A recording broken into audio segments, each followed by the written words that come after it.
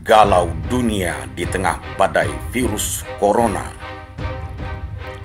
Virus corona dengan kode medis COVID-19 atau Coronavirus Disease 19 akhirnya merebak ke seantero dunia akibat penyebarannya yang semula terbatas dari hewan ke hewan itu, lalu bermutasi dari hewan ke manusia, dan hingga sekarang langsung dari manusia ke manusia. Setelah pertama kali terdeteksi Desember 2019 di kota Wuhan, China, persebaran virus yang sangat cepat mengakibatkan ribuan warga terpapar sampai ke provinsi lain di negara tersebut. Pemerintah China pun mengambil tindakan mengisolasi kota Wuhan, yakni menutup akses manusia keluar dan masuk kota tersebut. Belakangan tindakan itu disebut lockdown. Warga negara asing yang tinggal di kota itu, apakah wisatawan, pekerja, dan mahasiswa, dievakuasi oleh pemerintahnya masing-masing. Pemerintah Indonesia pun mengevakuasi warga negara Indonesia dengan pesawat dan melakukan program karantina selama 14 hari kepada hampir 200 WNI di Natuna yang sempat pula menimbulkan protes dari warga setempat. Para warga negara Indonesia itu dikarantina selama 14 hari untuk dilakukan pengecekan oleh tim medis terpadu dan dipantau perkembangan kesehatannya sampai dinyatakan benar-benar sehat dan boleh kembali ke kota asal mereka. Pertanyaannya, mengapa 14 hari? Untuk memutus rantai persebaran virus corona yang berbahaya dan mematikan itu. Indonesia awalnya sempat mencengangkan dunia hanya karena belum ditemukan kasus virus ini, sementara beberapa negara Asia lainnya seperti Jepang, Korea Selatan, Filipina, Singapura, dan Malaysia sudah ada warga yang terpapar virus berbahaya ini. Rupanya hanya masalah waktu. Hari ini kita tahu situasinya bagaimana.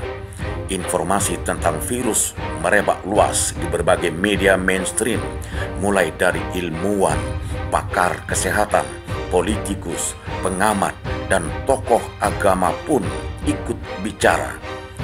Dilengkapi pula dengan komentar dan narasi dari sosial media, mulai dari teori sampai cara antisipasi, baik yang tradisional sampai yang teori akademis, mulai dari sumber resmi sampai yang antah berantah, terasa membingungkan dan diramaikan pula dengan cerita hoax yang menyesatkan.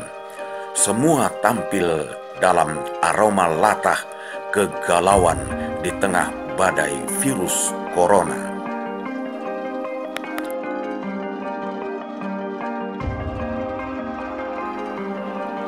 Beberapa negara seperti Italia, Arab Saudi, dan Malaysia telah melakukan lockdown, mengunci arus lalu lintas manusia untuk mencegah masuknya wabah penyakit yang satu ini, yang dampaknya sungguh luar biasa. Bukan saja teknik dan cara antisipasi wabah virus yang membingungkan, namun aktivitas bisnis, perdagangan, dan perekonomian pun terkena dampak buruk dan bakal terpuruk. Upaya yang dilakukan pemerintah, selain tindakan pemantauan dan pengawasan terhadap seseorang yang diduga terpapar, sampai tindakan isolasi pasien yang terinfeksi virus. Keputusan Presiden tentang gugus tugas percepatan penanganan virus corona COVID-19 ternyata ditanggapi dengan berbagai bentuk. Kepala daerah seperti gubernur, bupati, dan wali kota menunda event dan kegiatan yang mengumpulkan atau menghimpun banyak orang menjaga jarak bicara, sampai meliburkan 14 hari aktivitas belajar, mulai dari PAUD sampai ke perguruan tinggi. Aroma waspada dan canda pun akhirnya terbentuk juga. Bagai dua kubu yang saling berbalas, pemerintah pusat dan pemerintah daerah mengimbau kewaspadaan. Nah loh, masyarakat menanggapi dengan pendapatnya pula. Latah, bagaikan terjadi pro kontra.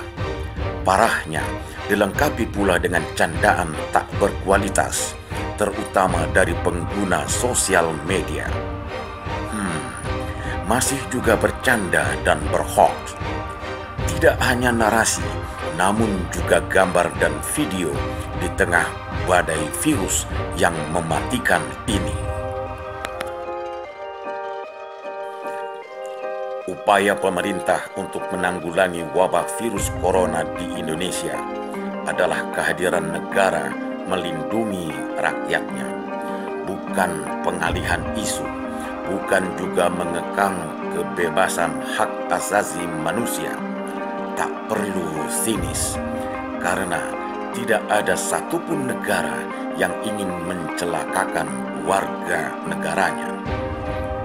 Salah satu upaya mencegah persebaran virus corona itu adalah memutus rantai penyebarannya. Itulah sebabnya dianjurkan memakai masker bagi penderita agar tidak menularkan virus, menghindari jabat tangan, cuci tangan dengan antiseptik, menghindari kontak badan di tempat ramai, sampai isolasi dan libur sekolah selama 14 hari, yang merupakan tenggat waktu pemantauan virus bagi seseorang atau sekelompok orang. Waspada dan tanggap situasi bercampur galau dengan memutus rantai persebaran virus berbahaya ini.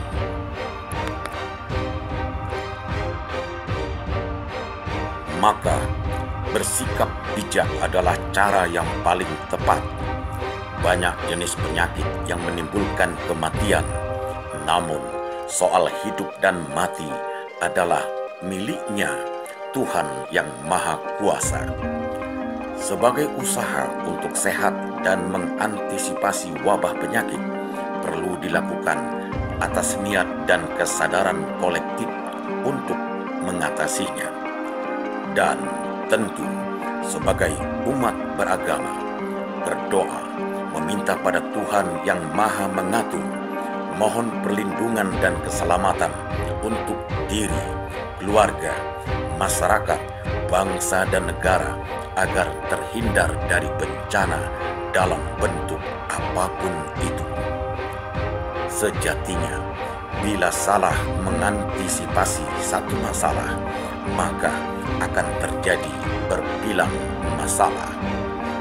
Galau dunia di tengah badai virus corona hari ini adalah galau umat manusia seantero dunia.